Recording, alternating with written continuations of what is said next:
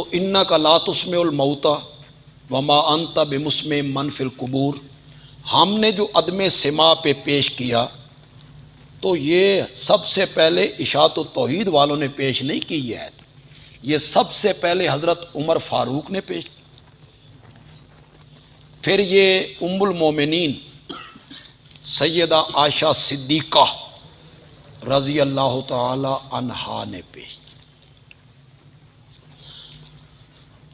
حضرت سید عنایت اللہ شاہ بخاری رحمۃ اللہ علیہ جب اس مسئلے پہ گفتگو فرماتے تھے، سماع موتیٰ پہ، حیات النبی پہ، تو پھر وہ حضرت صدیق اکبر کا خطبہ من کان منکم یعبد محمدا صلی اللہ علیہ وسلم فإن محمدا قد مات ومن کان منکم یعبد اللہ فإن اللہ حی طبتا حیا و میتا۔ حضرت ابوبکر کہتے ہیں تیری زندگی بھی پاکیزہ، تیری موت بھی پاکیزہ۔ پھر حضرت عائشہ کی یہ بات کہہ کے حضرت شاہ جی کہتے تھے تم جاؤ جہاں جانا چاہتے ہو، عنایت اللہ کو رہنے دو ابو بکر صدیق کے ساتھ۔ ہم حضرت ابو بکر کے ساتھ رہنا چاہتے ہیں، ہم حضرت عائشہ کے ساتھ رہنا چاہتے ہیں۔ تم جاؤ، زازان ہو گیا، محمد ابن مروان ہو گیا، جاؤ کچھ چھپاؤ تے عیش کرو۔ جو 70 عورتوں سے متع کیا کرتے تھے وہ تمہارے راوی ہیں، اور تم نے مسلک بنایا ہوا ہے۔ جو 70 عورتوں سے انہوں نے متع کیے تھے، اہل تشیع میں وہ شامل ہیں، ان میں تشیع موجود ہے، اور وہ تمہارے راوی ہیں۔ امام اعظم امام ابو حنیفہ رحمت اللہ علیہ نے ایک آدمی کو دیکھا کہ وہ ایک قبر پہ کھڑا ہے، انہیں کہہ رہا ہے کہ 1 مہینہ ہو گیا ہے میں آ رہا ہوں، میری حاجت پوری نہیں ہو رہی ہے، کوئی جواب نہیں آ رہا ہے۔ تو آپ گئے اور اس کو کہا، انہیں پکارتا ہے، لا یستطیعون جوابا ولا یملکون شیئا ولا یسمعون صوتا، یسمعون ولا یسمعون صوتا ثم قرأ انک لا تسمع الموتى۔ امام اعظم رحمت اللہ علیہ نے اس آیت کو عدم سماع پر بطور دلیل پیش کی۔ اس کے بعد آئے ہیں جی مفتی اعظم دیوبند حضرت مولانا مفتی عزیز الرحمان رحمت اللہ علیہ، انہوں نے فتاوی دارالعلوم میں کیا لکھا جی؟ فتاوی دارالعلوم ہے جی، صفحہ نمبر 438 ہے، جلد 5ویں۔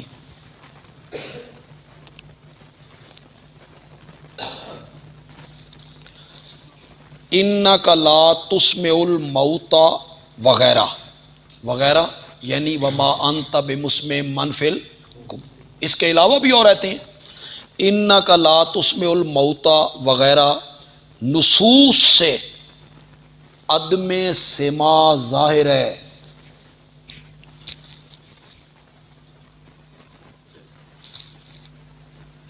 فإن عدم الاسماع یستلزم عدم السماع، اسماع کی نفی ہو جائے تو سماع کی نفی خود بخود ہو جاتی ہے۔ یہی محقق حنفیہ کا قول ہے۔ اسی فتاوی دارالعلوم میں حضرت مولانا مفتی عزیز الرحمان رحمت اللہ علیہ کا فتویٰ ہے، صفحہ 96 جلد 3، سماع میت ثابت نہیں بلکہ عدم سماع پر نص قطعی وارد ہے، وما انت بمسمع من فی القبور۔ حضرت مفتی اعظم اس آیت کو عدم سماع پر نص قطعی فرما رہے ہیں جی۔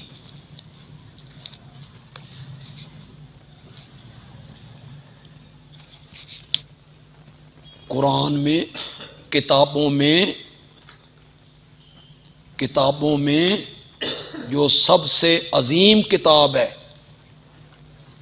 وہ کہتی ہے انک لا تسمع الموت، اور ہماری ماؤں میں، روحانی ماؤں میں جو سب سے عظیم ماں ہے وہ اس آیت کو عدم سماع پر پیش کرتی ہے، اور چاروں اماموں میں جو عظیم امام ہیں وہ اس آیت کو عدم سماع پر پیش کرتے ہیں، اور سارے مفتیوں میں جو عظیم مفتی ہے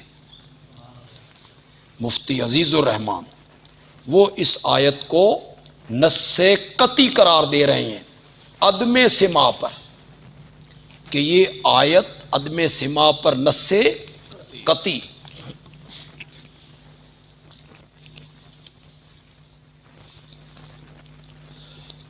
حضرت مولانا رشید احمد گنگوہی رحمت اللہ علیہ امام الہند ہے، بہت بڑا نام ہے، بہت بڑا نام۔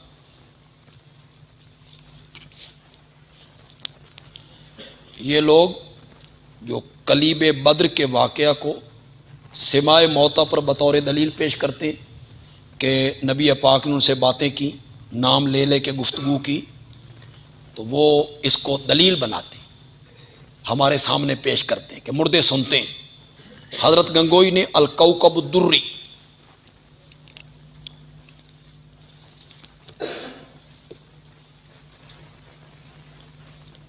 صفحہ 219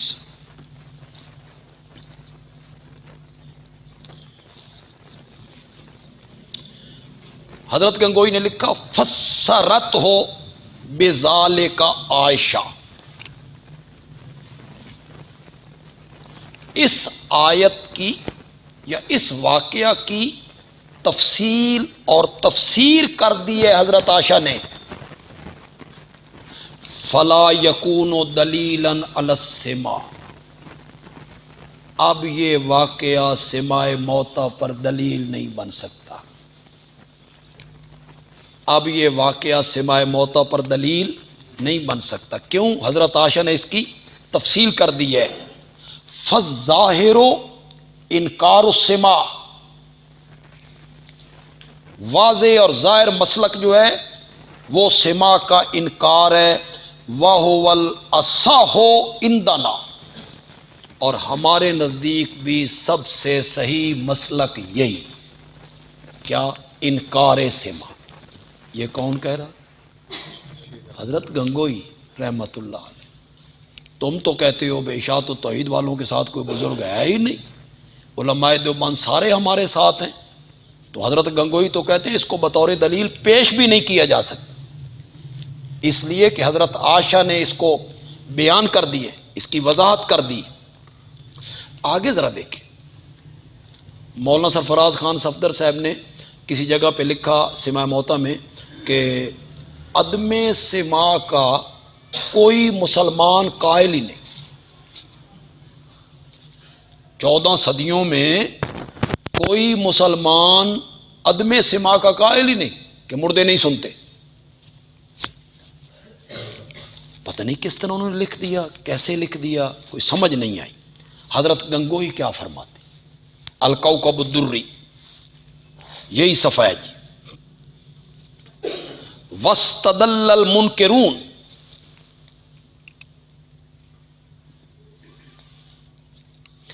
استدلال پکڑا ہے سماع موتیٰ کے منکروں نے، جو کہتے ہیں سماع موتیٰ کوئی نہیں، انکار کرتے ہیں، انہوں نے دلیل پکڑی ہے۔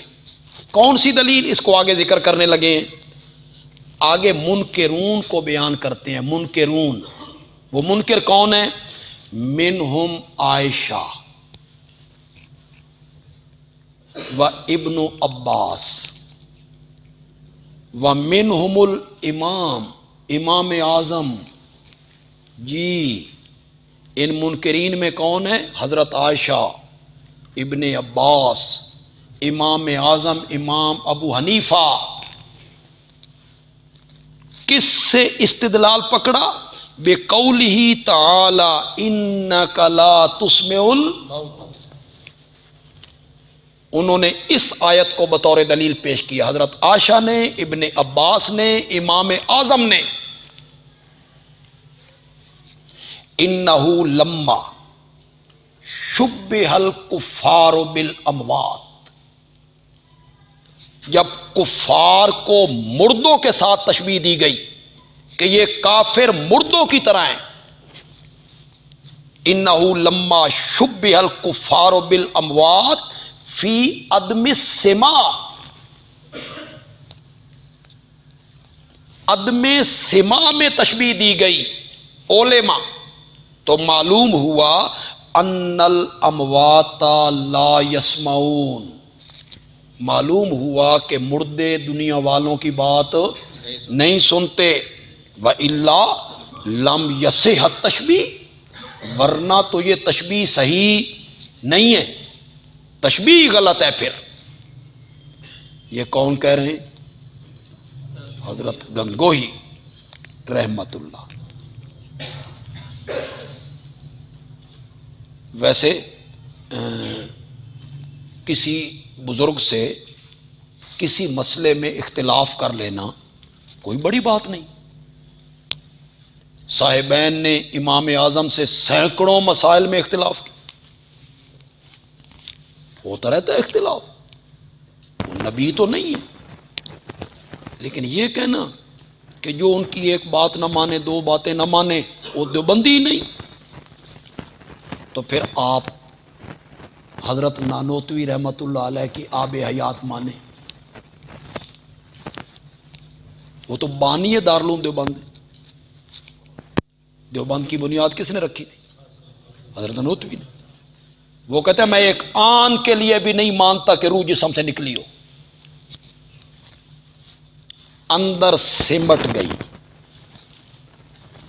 یہ موت اخراج روح کی وجہ سے نہیں ہوئی، انقباض روح، جیسے سکتے کا مریض ہوتا ہے۔ یہ حضرت نانوتوی کہہ رہے، آب حیات میں کہہ رہے۔ آگے لکھتے ہیں، میں اس کو دین کے ضروری مسائل میں سے بھی نہیں سمجھتا کہ اس کو بیان کرتا پھروں۔ جی تم کہتے ہو دین دی بنیاد یہ سے تھے، اور حضرت نانوتوی کیا کہہ رہے ہیں؟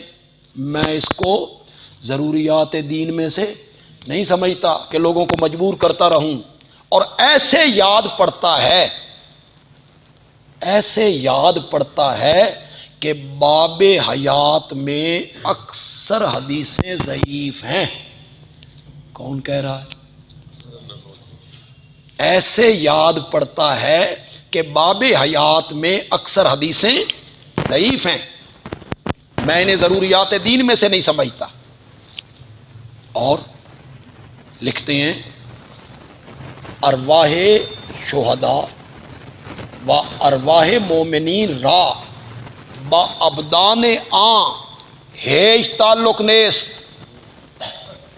شہیدوں کی روحوں کا اور عام مومنوں کی روحوں کا ان کے جسموں کے ساتھ کوئی تعلق۔ تین باتیں حضرت گنگوئی نے کہی، روح نہیں نکلی، ایک میں اسے ضروریات دین میں سے نہیں سمجھتا، باب حیات میں اکثر حدیثیں کیا ہیں؟ صحیح۔ دو، تیسری بات، شہیدوں اور مومنوں کی روحوں کا ان کے بدنوں کے ساتھ کوئی تعلق نہیں ہوتا۔ ہم نے ایک نہیں مانی، پہلی ہم دیوبندی نہیں، تساں دو نہیں منیاں، تم دیوبندی ہو۔ کیوں؟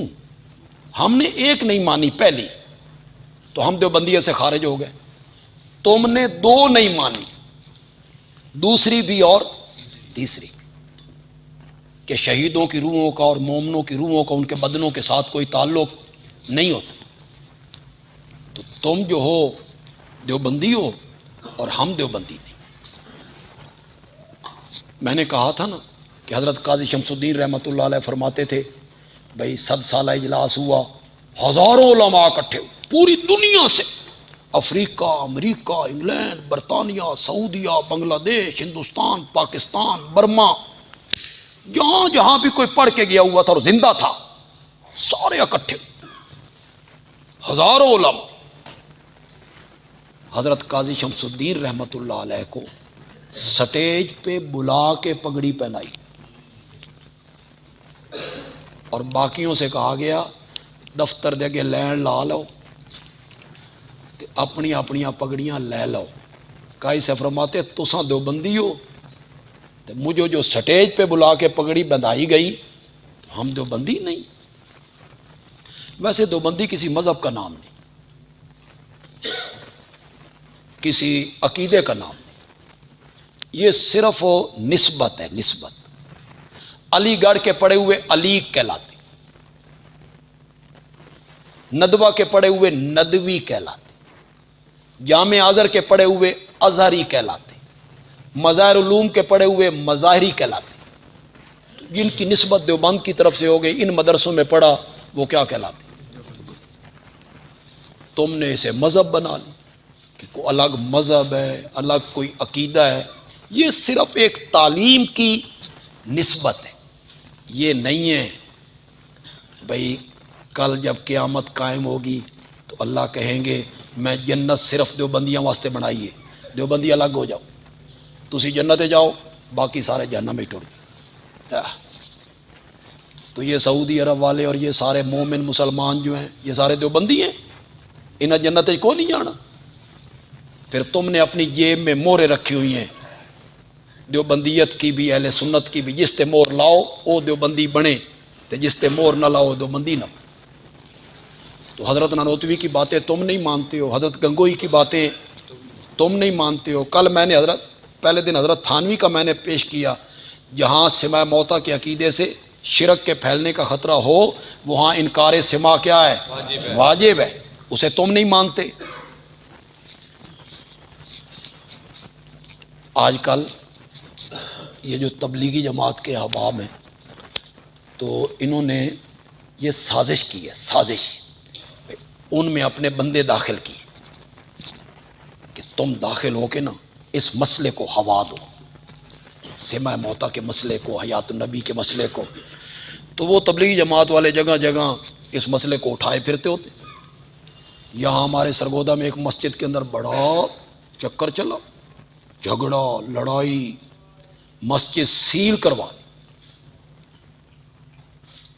سیل، جو کہتے تھے ہم مسجدیں آباد کرنے والے لوگ ہیں، مسجد سیل کروا دی.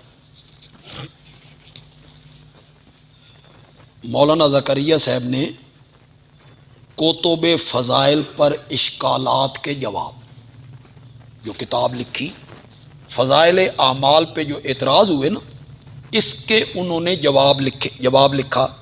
اس کا صفحہ 199. تو ذرا حضرت شیخ الحدیث کی بھی سن لیں، اس لیے کہ ان کے ہاں ان کے قول کا درجہ جو ہے وہ نص سے بھی زیادہ ہے. ہمارا ایک لاہور کا دوست ہے، شاگرد ہے ہمارا، وہ کہتا ہے میں سرگودا آ رہا تھا تو سیٹ پہ ایک تبلیغی جماعت کے احباب مل گئے تو انہوں نے اپنی بات شروع کی، اے بھائی اللہ کے رستے میں نکلنا چاہیے اور دعوت و تبلیغ جو ان کا مشن ہے اس کے متعلق انہوں نے بات کی. ایسا کہ میں اپنی شروع کی، میں نے عقیدے کی بات شروع، میں نے قرآن کی آیت پڑھی انک لا تسمع الموتى وما انت بمسمع فی القبور ان تدعوهم لا يسمعوا دعاءکم. اس نے کوئی توجہ نہیں کی. میں نے کہا مولانا زکریا صاحب نے لکھا ہے. اس نے کہا شیخ الحدیث نے لکھا ہے؟ ہاں. اس ویلے کان کھل اللہ کی نا. تو مولانا زکریا رحمت اللہ علیہ، چلو ان کی بات مانو بھائی. کیا لکھتے ہیں جی؟ انک لا تسمع الموتى، یہ آیت قرآنی. ہاں پہلے اصل عبارت تھوڑی سی رہ گئی، اس کے اوپر ہی لکھ لیں. اصل تو یہی ہے، اصل تو یہی ہے کہ اموات کا مستقل سننا ثابت نہیں. اصل تو یہی ہے کہ اموات کا مستقل سننا ثابت نہیں۔ کیوں نہیں سننا؟ یہ لفظوں پہ ذرا غور کریں۔ سننا یہ سننے پہ غور کریں۔ یہ کہتے ہیں نا سما کی نفی نہیں ہے، اسما کی نفی ہے۔ اموات کا مستقل سننا ثابت نہیں۔ انک لا تسمع الموتى، اس بارے میں نص ہے جی۔ کس بارے میں نص ہے؟ کہ مردے دنیا والوں کی بات نہیں سنتے۔ یہ مولانا زکریا صاحب نے فرمایا جی کتب فضائل پر اشکالات کے جواب۔ میرے پاس اب وقت نہیں، میں نے ایک جگہ پہ جانا ہے۔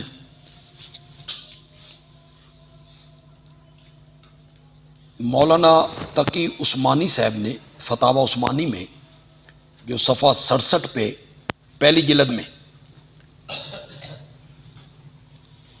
کیا لکھا؟ اصل یہ ہے کہ مردوں میں موت کے بعد سننے کی طاقت نہیں، جیسا کہ قرآن میں تصریح ہے۔ وہ کیا تصریح ہے؟ انک لا تسمع الموت۔ امام ابو حنیفہ رحمۃ اللہ علیہ کی بھی یہی رائے ہے۔ آخر میں ذرا وہ جگہ دیکھتے ہیں جی، سورۃ نمل ذرا نکالیں جی۔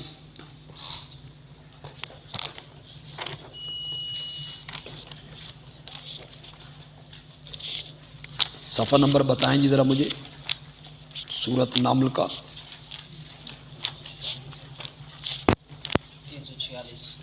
346۔ انک لا تسمع الموتى ولا تسمع الصم الدعاء اذا ولوا مدبرین وما انت بهاد العمي عن ضلالتهم۔ پہلی جو آیت کا حصہ ہے، بے شک آپ مردوں کو نہیں سنا سکتے، اس میں ہمارے دوستوں نے تعویل کی اسماع کی نفی ہے، سماع کی سننے کی نفی نہیں، سنانے کی نفی۔ یہ کہاں لکھا ہوا ہے کہ سنتے نہیں؟ یہ تو ہے تو سنا نہیں سکتا۔ میں نے کہا اس سے ذرا آگے بھی پڑھیں، اس کے بعد اور بھی دو چیزیں ہیں۔ ولا تسمع الصم الدعاء، میرے پیغمبر تو بہروں کو بھی اپنی پکار نہیں سنا سکتا۔ اس کا مطلب یہ ہے بہرے سنتے تو ہیں، تو سنا نہیں سکتا۔ آگے آئیں جی، وما انت بہاد العمی، میرے پیغمبر تو اندھوں کو راستہ دکھا نہیں سکتا۔ وہ دیکھتے تو ہیں، اندھے دیکھتے تو ہیں، تو دکھا نہیں سکتا۔ تو بندے کو تعویل کرتے ہوئے تھوڑی سی حیا بھی کرنی چاہیے کہ میری یہ تعویل کتنی مضحکہ خیز ہے۔ یہ آگے لفظ بھی تو ہیں بہروں کے اور آگے لفظ بھی ہیں اندھوں کے۔ بس آخر میں ایک بات کہنا چاہوں گا کہ دنیا میں جب میرے پیارے پیغمبر تھے تو آپ اپنی بات کافروں کو بھی سناتے تھے، مسلمانوں کو بھی سناتے تھے، سب بات آپ کی سن لیتے تھے۔ مرنے کے بعد ان میں کوئی کمی نہیں آئی۔ الیاذ باللہ نبی پاک میں کمی آئی۔ مرنے کے بعد وہ اسی طرح سن رہے ہیں، ان میں کوئی کمی نہیں آئی۔ زندوں کو تو سناتا تھا، وہ سنتے تھے، مردوں کو تو سنا نہیں سکتا، تو کمی کس میں واقع ہو گئی جی؟ تو یہ تعویل کرتے ہوئے اسماع اور سماع کی تھوڑا سا بندے کو خیال کرنا چاہیے کہ میں نبی پاک صلی اللہ علیہ وسلم کے متعلق کیا کہنے جا رہا ہوں کہ وہ سنتے تو اسی طرح ہیں جس طرح زندگی میں سنتے تھے، نبی پاک بھی انہیں زندگی میں سناتے تھے، اب ان میں تو کوئی کمی نہیں۔ انا للہ و انا الیہ۔ نبی پاک کو کہا جا رہا ہے کہ آپ ان کو سنا نہیں سکتے۔ یہ میں نے بڑی مختصر بحثیں کی ہیں، کچھ دورہ تفسیر کے اندر بھی کریں گے انشاءاللہ۔ کل ہم شروع کریں گے اہل سنت اور اہل تشیع کے مابین جو مابین اختلاف اصل چیز ہے، مسئلہ، اس پر ہم گفتگو کریں گے۔ بڑی معلوماتی باتیں ہوں گی، میں اسے مختصر کروں گا تاکہ 4-5 دنوں میں ہم اسے مکمل کر لیں۔